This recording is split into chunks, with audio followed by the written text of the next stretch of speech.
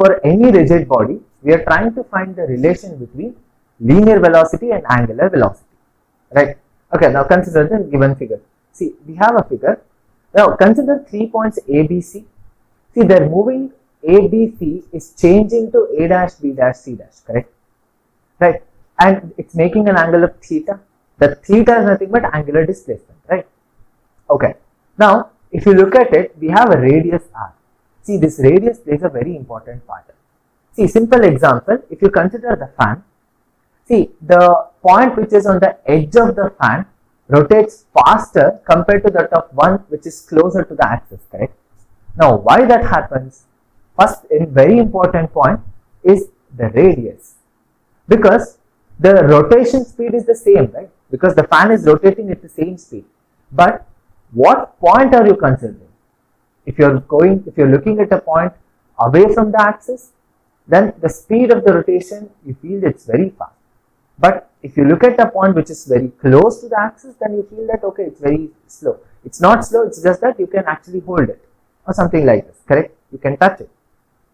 Okay, so here, linear velocity and angular velocity, we are trying to find the relation. Now what we have is, see, consider some point P. Okay, consider some point P. Now, it's going along the circumference, correct? Circumference, or at the edge part, you can say. So, as it sweeps some area, we have angle theta, correct? Now, what was the relation between the arc length and the radius and the angle theta?